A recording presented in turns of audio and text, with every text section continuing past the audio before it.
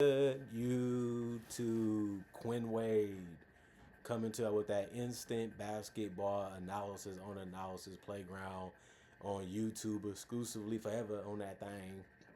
And we're gonna talk about how Joel Embiid and Paul George hit dagger shots to beat the Pacers 115 to 105. The Pacers go to 6 and 19 and 111 on the road. The Sixers go to 14 and 10 and 8 and 7 at home. They really wanted to get this win, and they was able to get it because they want to stay above 500 and try to be a playoff team this year. While the Pacers, they lost one of their best players, and they're trying to compete to the best of their ability. But again, it wasn't enough because they won a couple games this year, but not enough to even be considered a team that can make it at this point. It looks like, but 34 to 31, Philly won the first quarter. 29 to 27, Philly won the second quarter. Then the Pacers did win the third, 32 to 27, but they lost the fourth, 25 to 15. Pascal Siakam was getting to that paint, driving, shooting fadeaways, pulling up from three. 34 minutes for him, 20 points, 8 of 18 from the field. He actually took the most shots on the team. He also went 1 of 3 from 3 and 3 of 4 from the free throw line. He only had 5 rebounds, 2 assists, a turnover, and a steal, 1 offensive rebound, 3 personal fouls, and a -7 in plus minus. J Huff, 28 minutes, 13 points, 4 of 12 from the field, 4 of 11 from 3. Didn't really have much of a problem with him. Good 3-point shooting, and that was what he was out there to do, is space the floor. And them the only shots that he made was threes. Other than that, he missed the rest. He also went 1-1 from the free throw line. He had 4 rebounds, 2 assists, 3 blocks, 4 personal fouls, and a -16 in plus minus for him. And J Huff is a good role player. He does exactly what you need him to do, but doesn't do much other than that. And Ethan Thompson, 33 minutes, 12 points. He was 4 of 10 from the field, 2 of 7 from 3, 2 of 3 from the free throw line. He had 2 rebounds, 3 assists, 1 offensive rebound, and he did foul out of this game. It was a -8 and plus minus. He gave him a little bit. You just happy he got in double figures. You just happy he was able to shoot some shots and make them and be able to make some plays for his teammates. Other than that, he gave you what he could in 33 minutes, and he was out of there. Andrew Nembhard, 35 minutes. He had 18 points. He was 6 of 15 from the field. He was 1 of 2 from 3 and 5 of 5 from the free throw line. You know he's going to try to take some perimeter shots and get to the basket and try to find a way to get past his opponents so he can get to the free throw line too. And you know for sure he's going to try to find his teammates throughout the game. He did all that while still getting 5 rebounds. Every starter did get a rebound, and every starter did get an assist or more. He also had 2 turnovers and a steal. It was a -25 and plus minus. It was just a good game for Andrew Nembhard. You just needed him to be a little bit more efficient, and that's all you can really ask from him because he had a good one. Benedict Mathurin disappointed tonight. He was the only starter to not get in double figures. He had played 30 minutes, had 7 points, and was 2 of 8 from the field and 1 of 4 from 3, and 2 of 2 from the free throw line. You wanted him to take more shots. You wanted him to do a little bit more. He made a mid-range. He made a 3, and that was it for his night offensively, besides getting 2 assists, but even that came with a turnover. He also had 5 rebounds and 1 block, 1 offensive rebound, 3 personal fouls, and a -16 and plus minus. Isaiah Jackson, 12 minutes, 7 points, 3 of 8 from the field, 1 of 2 from the free throw line, 9 rebounds. Every person that came off the bench ended up getting a rebound or more. He also had 1 assist, 1 turnover, 6 offensive rebounds, 3 personal fouls, and a +5 and plus minus. Just a game where he gave what he could. He really did a great job on the boards, and he picked good shots. He just missed a couple of them, and the other ones he made. But other than that, Jarace Walker played 18 minutes. He had 3 points, was 1 of 4 from the field, 1 of 3 from the 3-point line. He had 7 rebounds, 1 assist, 2 turnovers, and a steal, 2 personal fouls, and a -4 and plus minus. Didn't make enough shots, but he didn't take a lot either. But he just really did the other things like rebounding at a high level and trying to defend as best as he could. So you live with that result in the 18 minutes that he played. And then Tony Bradley played 9 minutes, had 2 points, was 1 of 2 from the field, had 2 rebounds, 1 assist, 1 steal, 1 offensive rebound, and the personal foul was a +1 and plus minus. Didn't do a lot of scoring because he didn't take a lot of shots, but he still was able to get the assist, the steal, and the board, so that's still good for 9 minutes. And then TJ McConnell was the only guy to get in double figures in any statistical category off the bench because because he ended up scoring 15 points in 17 minutes. He also was 7 of 11 from the field, 1 of 1 from three. He had 2 rebounds, 5 assists, 2 steals, 1 offensive rebound, 1 personal foul, and a +9 and plus minus. He really diced up the defense, took good looks, and find ways to get open. And it was working for him. He's a really good player. He's one of their better ones. And if you can score the way he scored without turning the ball over and set up your teammates, that's all you can really want from him. And he even brought it defensively, and that worked out, but it just still wasn't enough because Garrison Matthews played the most minutes off the bench, and he had 23 played. He also had 8 points and 2 of 6 from the field. It was all threes that he took besides going 2 of 2 from the free throw line and having 4 rebounds and 2 assists, 1 offensive rebound and 4 personal fouls, and was a +13 and plus minus. He did what he could. They gave him open looks. He knocked down a couple missed arrests, but he still kept the ball moving. He still kept pushing it. He still kept rebounding, and he even attacked when he could, and it worked out some way. And then Johnny Furphy played 2 minutes. He was 0-2 from the field, 0-1 from three, and had 1 rebound, and it was a -2 and plus minus. Didn't play enough to make a big impact on this game, but he still was able to get a rebound, and that was good to see.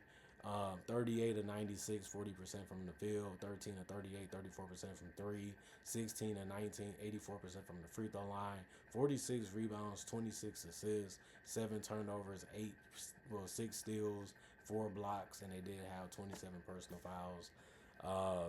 The Philadelphia 76ers, they ended up winning this one, and Paul George made a nice layup to put the icing on top of the cake. He played 33 minutes and had 23 points, went 8 of 17 from the field, 4 of 7 from three, 3 of 3 from the free throw line, 6 rebounds, 5 assists, 4 turnovers, 1 steal, 1 offensive rebound, 2 personal fouls, and a +19 and plus minus. He's a tough cover because he can pull up on you.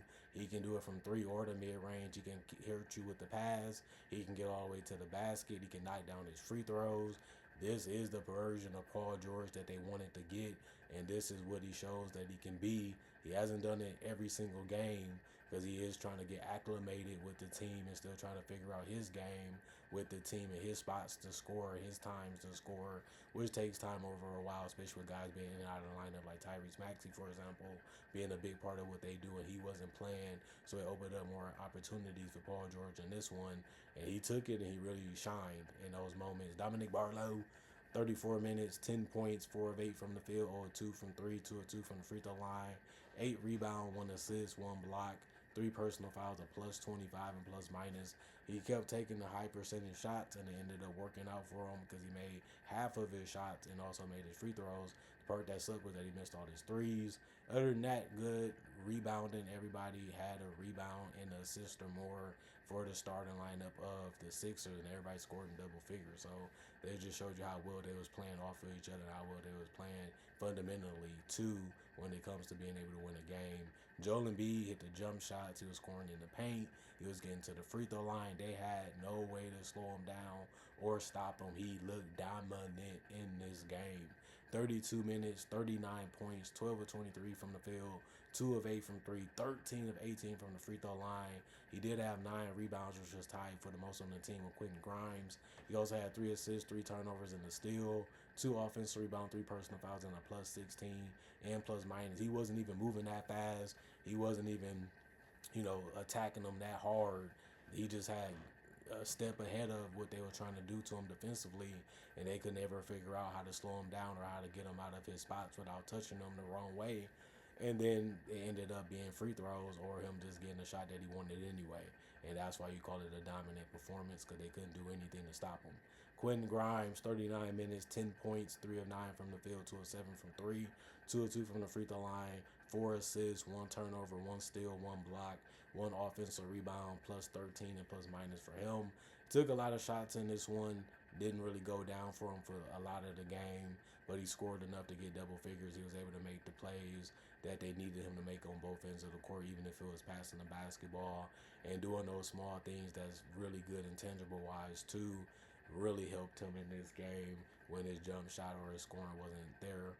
BJ Edgecombe stepped up 39 minutes. He ended up playing the most in the game, tied with Quentin Grimes. 22 points for him, 6 of 10 from the field, 3 of 5 from 3, 7 of 10 from the free throw line, 4 rebounds, 5 assists, 2 steals, 1 offensive rebound, 3 personal fouls, and a plus 17 and plus minus. I liked his 3-point shooting. He took the open ones that was available. He knew how to drive. He knew when to drive. He knew how to attack, and he knew when to give up the ball. And this one playing like a combo guard, and it ended up working out for him and his teammates in this one. And they should just be happy that they have him because he's a really good player for his age, and he fits what they're trying to do on both ends of the court. Jabari Walker, 14 minutes, 6 points. He ended up going 6 of 8 from the free throw line. That's how he got him.